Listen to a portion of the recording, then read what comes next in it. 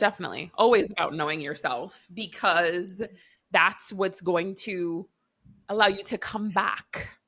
Mm-hmm. If you don't have an anchor to come back to, you're just going to keep floating around aimlessly. Aimlessly. Like, come back And to while earth, that my friends, seems please. fun, We beg yeah, you. come I beg back. you. We need you. We need you and your gifts. We need, yeah. But that actual part, though.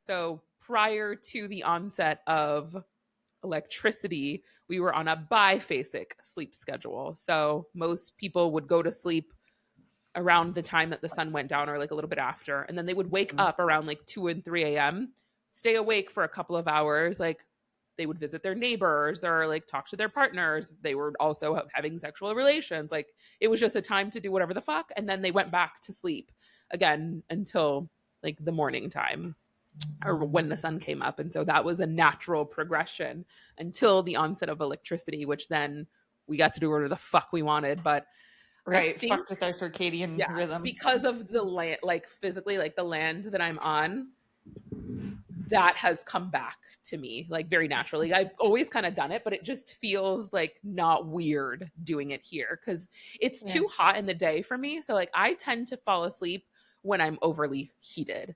And so like I'll take a nap in the middle of the day. I actually went to sleep at like 6 p.m. for some reason last night. And then I woke up at 9:30 and I was like, this is me. Wicked. I can do this because And then I woke up at like 7:30, 8 o'clock. So I slept from like 3 to 8, and then maybe like 2 hours in the day. So it feels really regular. That's what, like Yeah, I mean, you're still hitting your 5, 6, 7, 2:30 p.m.-ish nap 7, time. 7 hours. Like that feels Yeah. very regular. Yeah, that's super regular. I remember reading somewhere once because when I was in the throes of early motherhood and I mean, I'm still interrupted in the night. That's why I was telling you I had 8 hours of uninterrupted sleep last Uninterrupted. night Yeah. because the kids are with their dad. And I love my sleep. I not only do I love it, but I require it. Yeah, I love sleep. It just doesn't I fuck am with the me. go to sleep around 9:30 ish, wake up at 5:36. Like it's just right schedule. And it feels good. And so I also understand your new pattern here, and I honor that for you. Yeah, it's not on It's like, purpose. It's it not on what purpose by any means. I'm just no, of course. going along with it because like fuck it. Yeah. Of course, and why not? And Yeah. to my point, I read this article, I can't remember where, and I'll never find it, so I'm not going to link it or anything. But it said it's not the consistency necessarily of the sleep, it's how much you can accumulate over the 24 hours. So if you're getting, and I remember that giving me such relief because I was waking up every few hours and I was like, holy fuck, my sleep is fucked. I'm going to be fucked. Everything's going to Yeah. be fucked. But then I read this thing and it was like, oh, you could sleep 2 hours here, 3 hours here, 2 hours here, and you're still getting your 7 hours, and the accumulative rest is what counts. I was like, Yeah. oh, I okay. would say for me, less the time and more the, what do they call it? Quality. Mm-hmm. Like especially when I'm sleeping for less than 4 hours, I will I will dream right away. And to me, Mm. that means that I'm going into those states that are actually required of me, because otherwise, if I sleep for continuous time, it's light as fuck. Like there's no fucking purpose. I'll wake up exactly the same that I did when I went to sleep.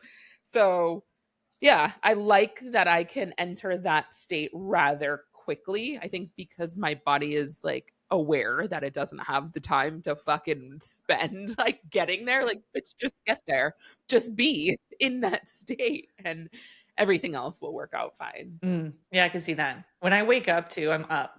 I don't linger in bed. Yeah. I don't try to go back to sleep if I've woken up either. Yeah. Like, it doesn't matter what time. If it, like sometimes it was very early the other day. I was like, oh, this is like, it was in the fours still. I'm like, this is unnecessary.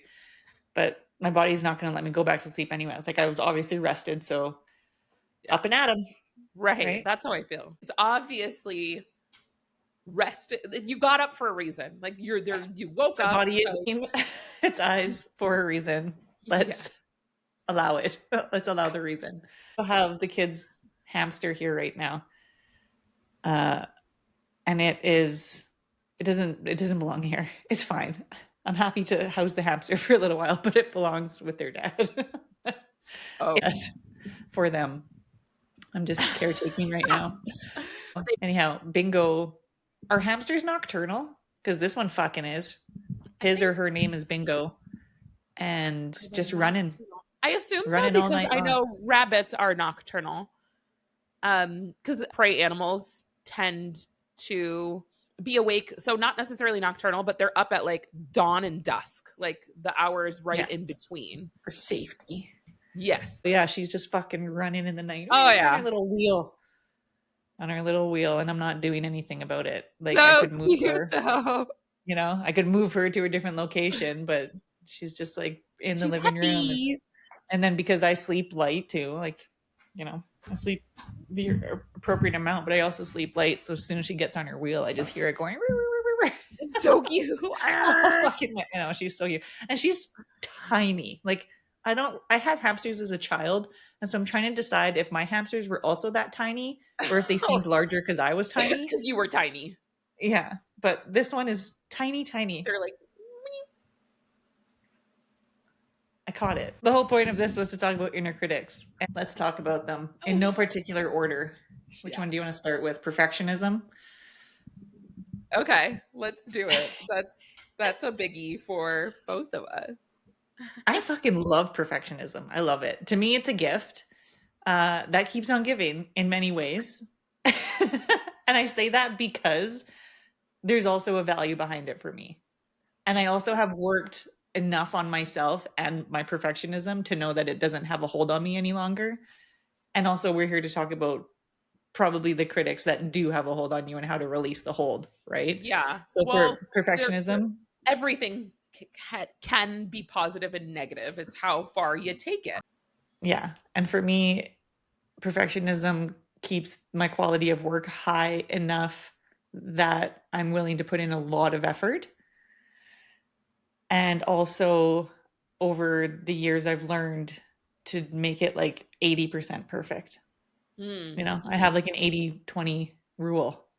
If it's Yeah. 80% perfect, it's done. And it didn't start at 80-20, it started at like 99-1. And I forced myself at that time to just do something that I knew wasn't perfect, you know, just Yeah. to get over it, because otherwise it continues to be the thing that drives it instead of you. It's the perfectionism drives your work instead of you driving the perfectionism. Yeah. I just Right. wanted to take the ownership back. I have nothing wrong with trying to be perfect, whatever the fuck that even means, because it means nothing. It means something different to everybody else. And Right. also, I value myself, my work, the quality of effort that I'm putting into things. That all means something to me. So there's also these parts of inner critics that I'm not willing to let go of either, because they bring messages and information Sure. with them. Like criticism on its own is not a bad thing. It Right. allows for, and I think especially with perfectionism, it creates a standard that we live by. And there's a certain threshold, at least for me, that I I have chosen not to go under, or not to allow myself and my work and the things that I put out to be below that level.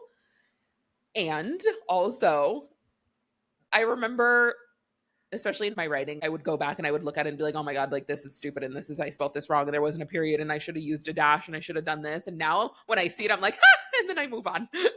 I'll let those like really small things stay so that the human in me stays Exactly. without having to strive for something that is not realistic or not real at all. Because like you said, it's something that we all create for ourselves, whatever like standard or whatever perfect looks like. And so I guess I've taken perfect away and I've left high standard. High standard. Yeah, I love that. How did you do it though? Because I think that's part of the problem, is people maybe don't even realize that they're letting perfectionism run the show instead of you running the perfectionism. Mm-hmm. How Yeah. did you snap out of it? Nothing ever really is a snap from everything that I have gotten to changed has always started with an awareness. And part of the awareness for me, because this is how I like to work, and it works for me because I enjoy laughter, is seeing the absurdity in it. Like, it all of a sudden becomes so ridiculous that I laugh and I'm like, this is so fucking dumb. Like, what am I doing?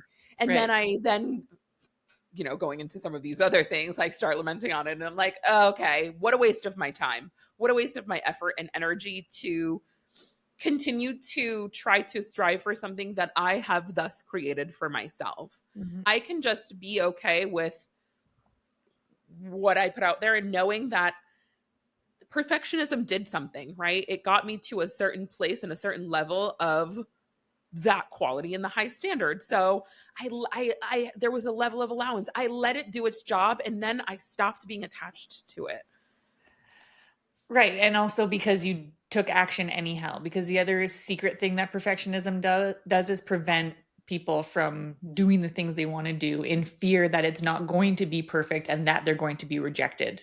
Yeah. Yeah. Right. And I think I also let perfectionism be a journey rather than a place. Like, once I put something out there, I get feedback, and then I can evolve it later. I can do better. I can become better. I can get to that level of perfect that I initially thought I was trying to get to. But it's a long game. It's not a right now. And the more that you do, and the more that you get the feedback, the more you're kind of forced to feel your way through it. And that's kind of the point as well. The more we can increase our capacity to feel the unease or the discomfort or the challenge that comes with doing the thing anyhow, the more our capacity to hold that grows. Yeah. And so perfectionism starts to lessen and less. All of the inner critics start to lessen and lessen the more we take action against it. Yeah. And all of the like negative effects, that has more spaciousness. It's not that it's gone, but it's not as intense either. So the feeling that is there is still present, but it doesn't have a hold. It doesn't have a grand effect on me. I see it, I feel it. I'm like, okay, moving on. Yeah. All right. Yeah. Fuck you. Bye. Thank you. Bye. Yeah. Right. Yeah. Okay. I also know that the point isn't to ever really fully get over all these things, because if the feedback isn't coming that you're feeling perfectionism or you're overthinking or you're lamenting, whatever it is, then where have you gone? Are you even where alive? where is your humanity? The whole point is that it brings messages. They're an important part and structure of our psyche, I believe. Yeah. It's knowing how to manage them when they show up. So you brought up lamenting. Let's talk about that one. Mm-hmm. Yeah. Lamenting. I lamented over this fucking situation up north once for so long. I'm gonna share it right now because it's embarrassing. And that's what we do here. Cringe. Cringe. It's so cringe. So I am a young person working up north, the only female on the ramp at the time when I worked at the airport. I was the first female, in fact, at that particular site to have any type of position like that. And so, my story, I worked my way up and then I was like managing and taking care of the entire airport. Well, I was marshaling an aircraft one day, and the pilot was just, there was a lot of, I don't even know how to say it. There was a lot of fuckery that went on up there.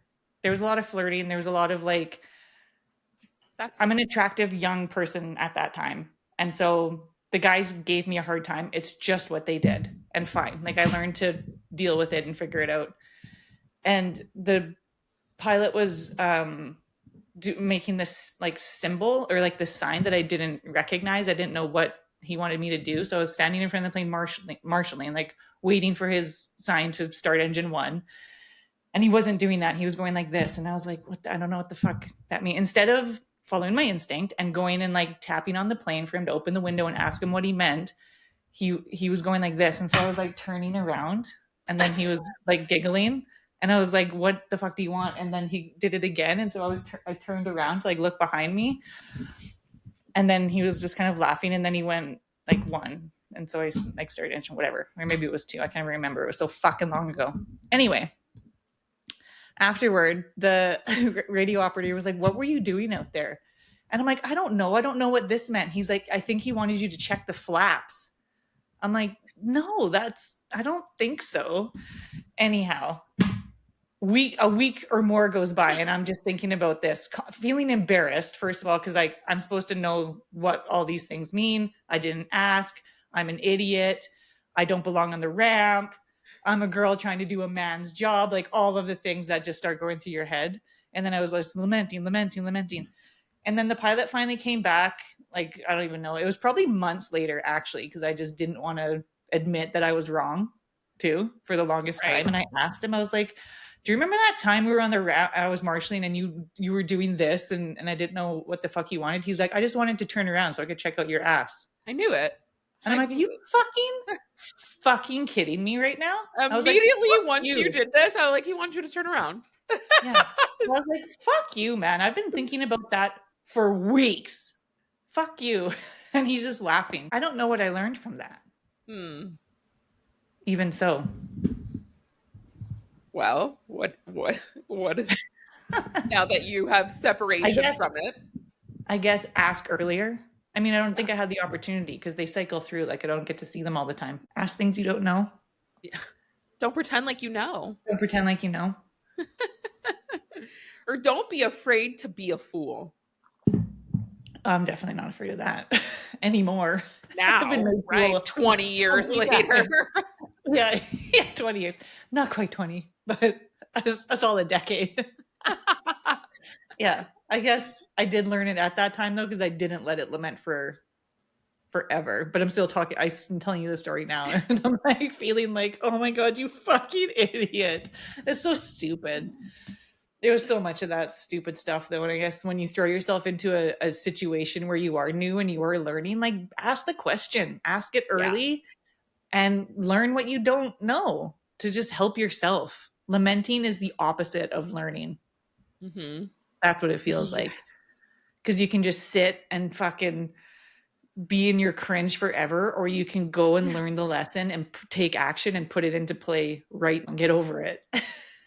It's such a form of, to a degree, is so self-destructing, where it's now you're telling yourself all of these stories out loud that I didn't need to be there, are just false at the end of the day. It's like a level of anxiety too. You know, it's like, is it social anxiety? Is it, I don't know. But lamenting can be a real tricky bitch for people. So how do you get out of a lamenting besides my story, besides calling it out? Because calling it out for people can be really fucking hard because of all the other inner critics that have their voices in your head. You know, think about overthinking. Yeah. Similarly to, I think, what's going to be the case for many of these things is finding the awareness of it first. I'm sure at a point where you were like, okay, what is this helping? What is this doing? Why am I still It does help. It does help because it reminds me not to do that again in the future. It reminds me not to. Does the constant thinking about it and then telling yourself like how it helps, like again, like all the other things, it helps until it doesn't, right? Yeah. Use it for what it is. But once it starts to be oppressive by nature, fucking stop. Right. It's not serving any longer. Right. It's no longer serving. It's distracting. Yeah. And detaining. So, maybe that's the question. How is this serving me? Mm-hmm. Mm-hmm. If there's still an element there, then use it for what it is. Like, burn that shit up. Yeah. Right. That is a good segue into overthinking now, because let's say, how does this serve me? And the people that have a really active overthinking mind will find a way for even their detriments to serve them. You know what I'm saying? I'm going to overthink my way into making excuses that this is okay. Fucking gift. Like, that's one it doesn't have a hold, but like, I'm willing to keep it around because I have gotten to an understanding with myself, or rather an agreement, that my overthinking is going to bring positivity. It's going to be in areas that are going to be helpful to me. So like I do question it often, like, is this serving me? Okay, if not, overthink something else. I'm willing to be obsessed. I'm willing to overthink as long as it's gearing me towards how I want to live and what I want to have in my life. If it's not, I'm gonna fucking stop. Right. Eventually. You're a channeled overthinker. Yes. I'm an intentional overthinker. Intentional It's overthinker. super on purpose, or rather focused. Focused. Okay. I like that. That's a good term instead. Yeah, I mean, I've got 6 planets in Gemini, something like, I'm overthinking. I overthink for a living. I do it for you. You're welcome. You're welcome. Let me overthink for you. I mean, it does serve me. I think all the angles. Let me think about every single angle this could possibly be. And that drives my curiosity too.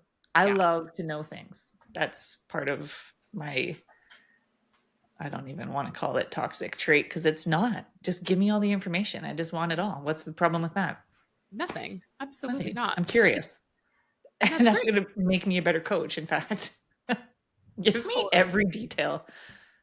Yes, so that I can see the whole picture. And like I've used that technique with a lot of my clients as well, who are overthinkers, which is likely most of them. Yeah. But essentially, I invite them to complete the cycle. If you're going to overthink, fucking do the whole shebang then. If you're going to go all the way left, then go all the way fucking right, so that you can meet yourself in the middle and see all things, all possibilities, all of the goods, all of the bads, and then you can then decide on what you want to focus on. But don't stop at one. If you're going to do it all the way. Fucking go for it. Yeah. And one of the tools I use for overthinking is that first, like the brain dump, get it all out, everything, put it on paper. I don't care. And then if it's a particular situation that the person is overthinking, what is the worst case scenario? Yes. Write that down. What's the best case scenario? Write that down. And then what's the most likely outcome?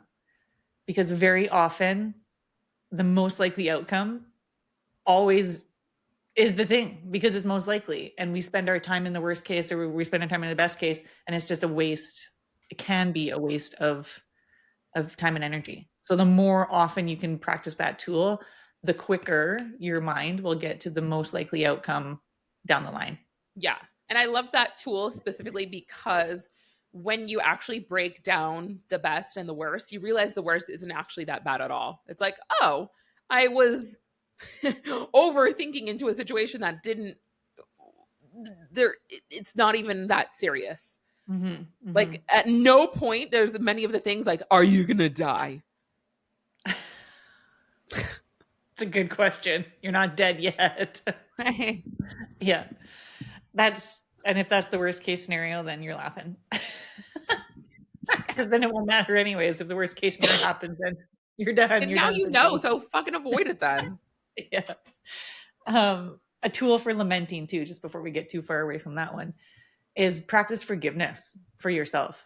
For who, like, let's say, my example is a silly one, but people lament over things that potentially are more damaging, more drastic, more grief-stricken, I don't know, shame-ridden. So practicing forgiveness for who you were at that time and for what you knew or didn't know. Yeah. Super high level resentment work.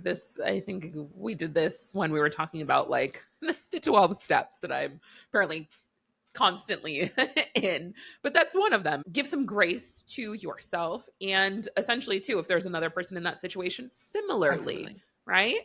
They are also working with the tools that they have and the knowledge and their own understanding and whatever level of human beingness that they are in. Like, not everyone's an evolved being. That's okay. It is what it is. It is what we make it. Tis indeed. Okay. How about comparison? This to me is probably one of like the lamest ones. I'm gonna be honest, just on a personal note. Like, I I guess I just don't get it on a personal level, so I can't get it. Did you ever get it though? Or have you always just been fuck that? Because I, as a young person, compared myself to maybe it's a reflector really. quality. I don't fucking know. Constantly comparing. Yeah. I don't think so. I don't think to the level that it was detrimental or to the point where I saw it as a thing that I needed to like look Recover at from. and Yeah. potentially I, change I about still myself. don't. Yeah. Yeah. Right.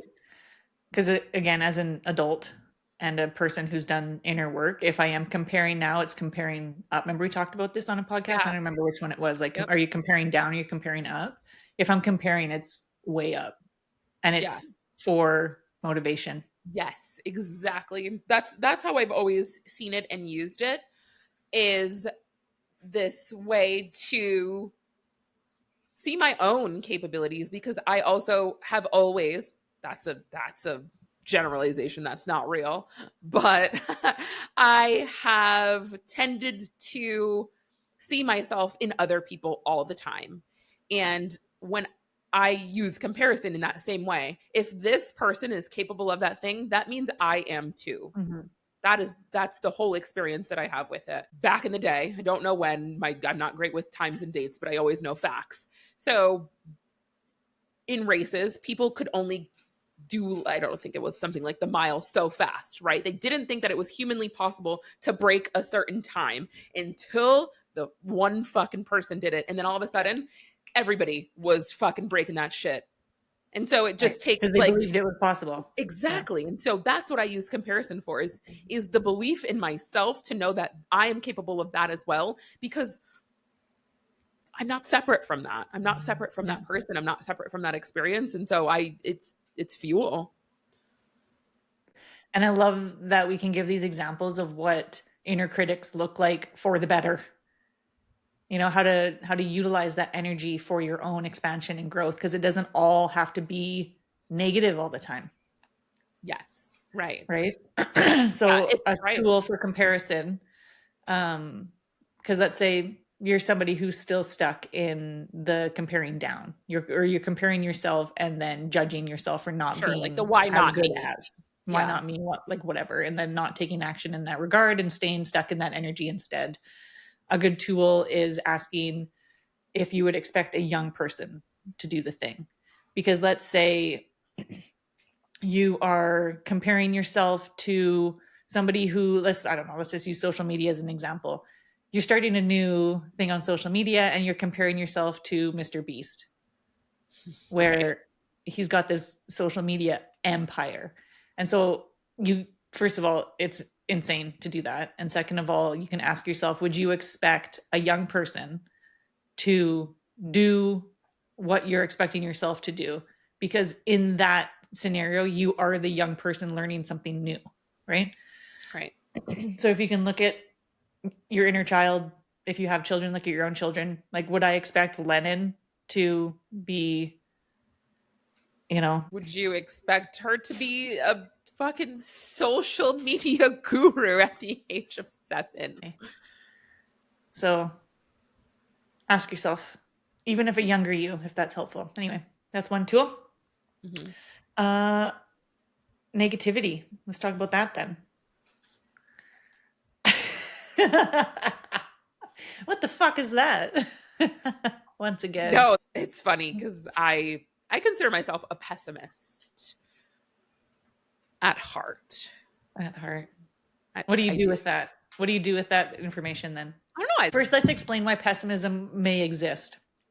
People become pessimistic about things potentially because if you can lower your care about any particular outcome, then it doesn't matter what the outcome is. You won't feel pain or regret or suffering if it doesn't go the way that you Mhm. intended or if you were being optimistic about it. So it's just Sure. a clever way of lowering your standards, actually.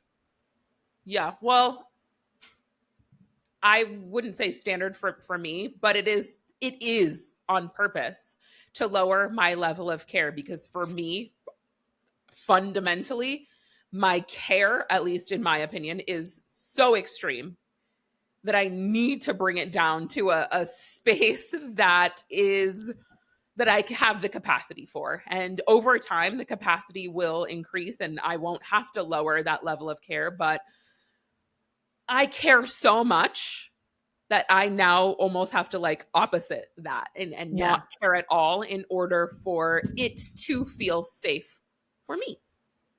Right. And that's what all of this is about. You know, having inner critics are a way for your security, safety, to avoid suffering. Like they think, all these little voices, they think that they're doing you a favor by keeping you safe and free from suffering.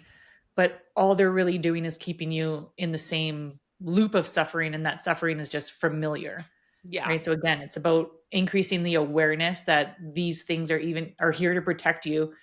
Thank them for being there. Thank you for trying to keep me safe. And also, I've got this. Like, I don't need these little voices to tell me how to live my own life. Right.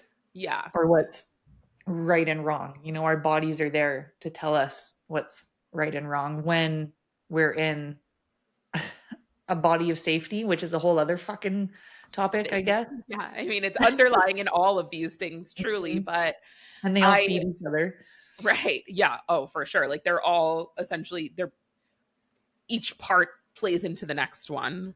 But I think too, and it sort of came up when you were talking, is that part of me is a very extreme person. Like I have highs and lows and not too much shit in the middle. And so those opposing natures allow me to create the middle ground because I don't actually have that from natural experience. So it's something that I have to glean from either not caring at all or caring overly so.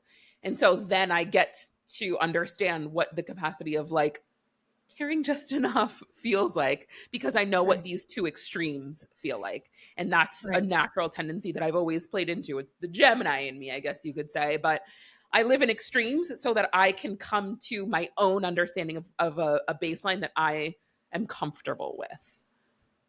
Like it's funny because I consider myself a pessimist, but people are always telling me like, oh my gosh, you're so positive, blah, blah, blah. I'm like, they're both lies. They're both lies. Lies I tell myself. Right now. That's the other thing I'm really good at.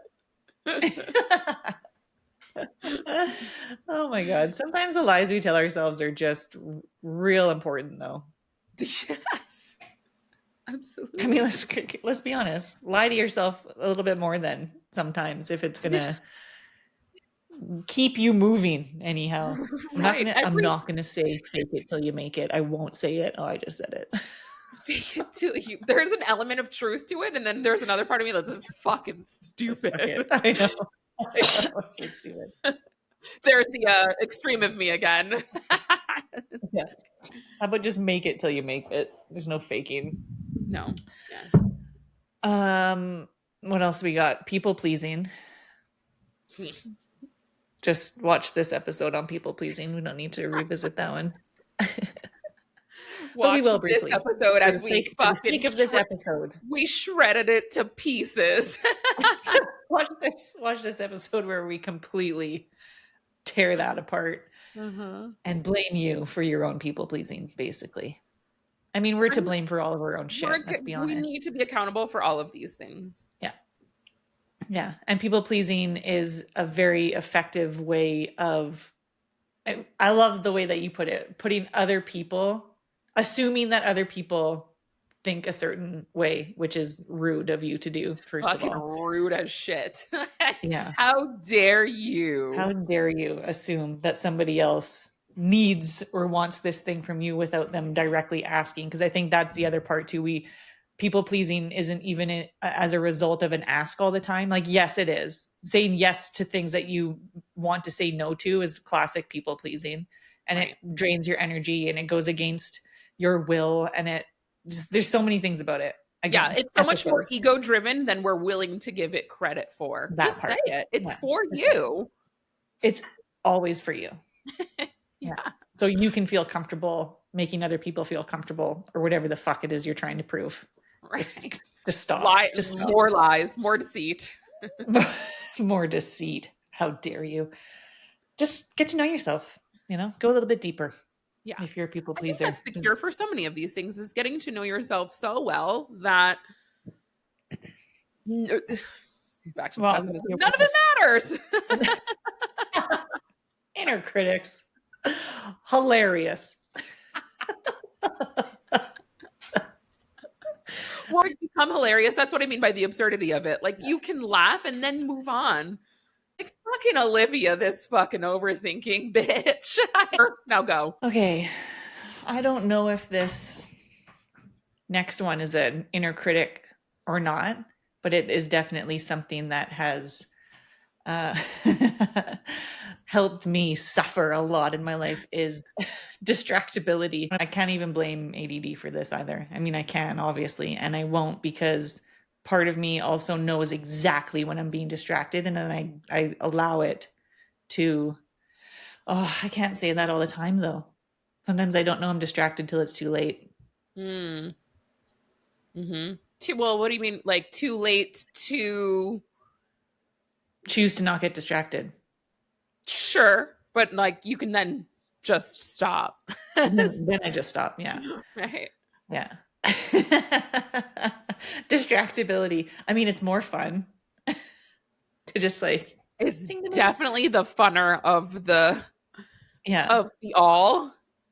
I guess if we're speaking of it as an inner critic, what I mean by distractibility is that you are allowing things that are more potentially more fun or easier to digest or I don't know, entertaining to stop you from doing things that matter. Yeah, that's man, that's the world we live in. We are Mhm. so constantly entertained or feeling the desire to be entertained and gratified instantly that I think it's even hard for folks to see that that's a problem like for who I guess is that's for you to determine, but that it Mhm. has the potential to take away from things in your life which Mhm. That go into the that suffering. you value. Right. Yeah. Right. Because you're putting a higher value on these distractions, which essentially are then telling yourself that these are more important than what you actually value. And so then Mhm. it creates a dissonance and has the potential to create a depression without you even realizing that it's there. Mhm. Mhm. A tool for distractibility for me, the only thing that works is getting grounded or practicing just grounding in my life so I know what it feels like when I'm not.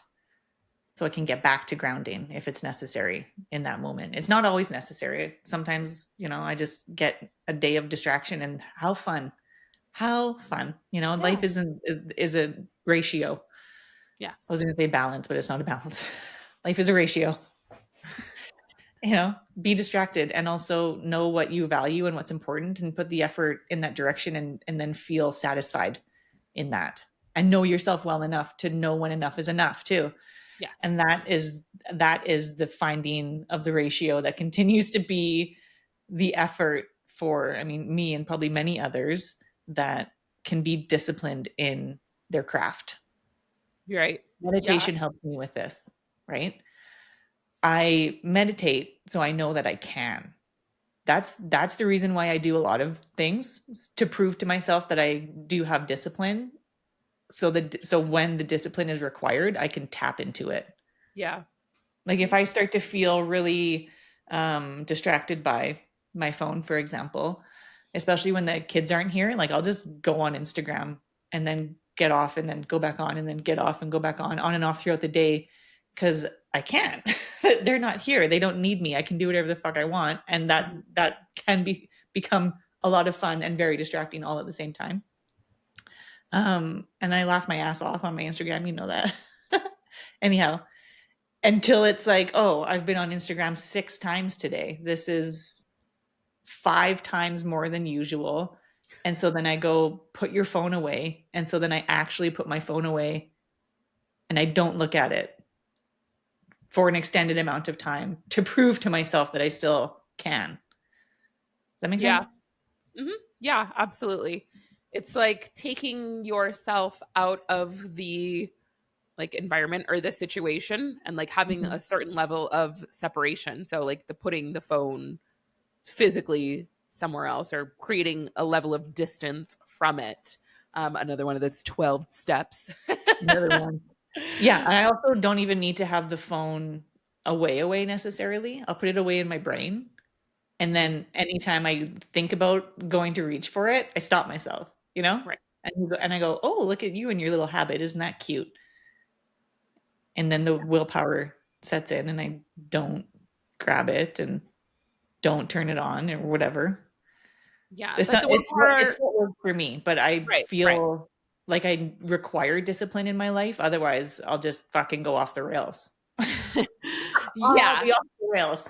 Yeah. I Let's I be honest, invite a I don't certain like that. level of off the railedness and like again many of these other things I have focused distraction, so I choose a specific distraction that is going to help me do the thing that I'm actually value more. Mhm. So a lot of the times it's like music or some really shitty TV in the background that I don't fucking give a fuck about, but just like the noise distraction is enough for me to be like tapped into that enough or like my brain cuz like again blaming the ADHD, but like sometimes feel like I need to have two things to focus on, even though that's not real. And Yeah, like yeah, there's yeah. no such thing as like split um focus, but No, agreed, yeah. to have something in the background enough for me to then not have to like go outside of what I'm doing in order to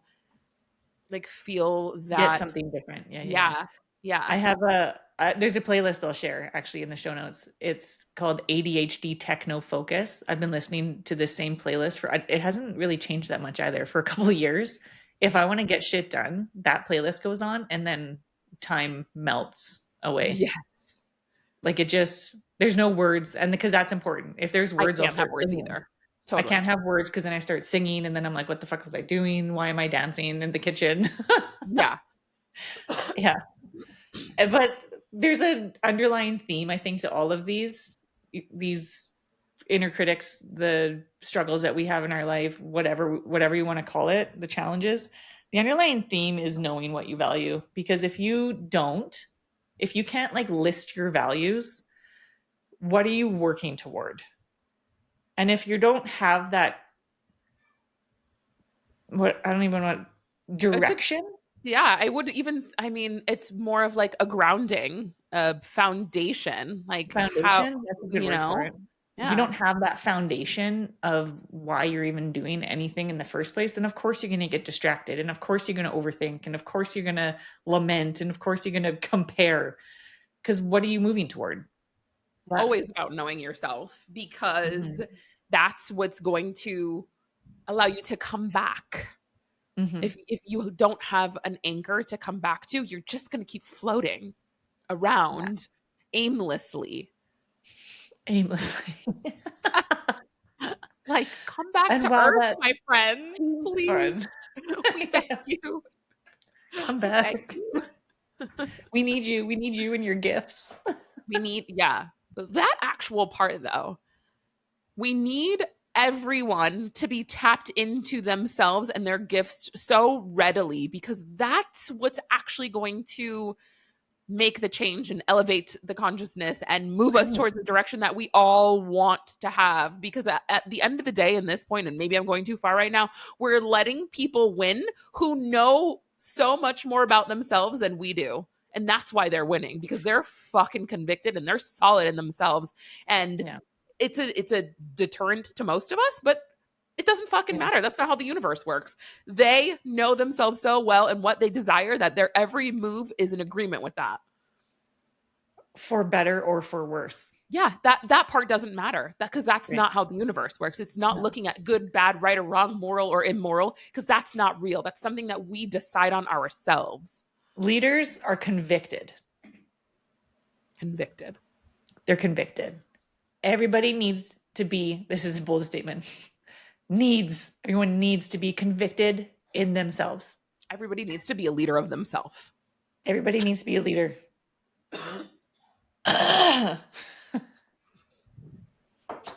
When truths start coming out and you start to cough. I can't breathe. And a good old The throat truth. chakra. Oh, the throat chakra. Yeah, be the leader of your own destiny. I've been watching Witcher a lot. Now I've got destiny on the brain. No, I love it. There's this guy that I follow, William Whitecloud, which sounds so fake. But he has this program. It's called Create Your Destiny, and I fucking love it. Actually, like it's so simple, but it's fucking genius. It truly is that. Be the fucking artist of your own life. Be the creator. Be all of these things. Lead yourself with conviction, with and with loyalty and devotion and trust. And then that's how we'll solve the political climate.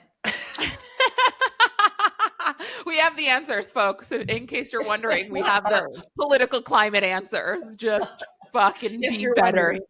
If you're wondering, that's the very simple answer. Be yourself. Yeah. Know yourself. Know yourself so well and move in accordance to that. Stop being a fucking sheep. The sheeple. That is all. This has gone too far. It's never too far.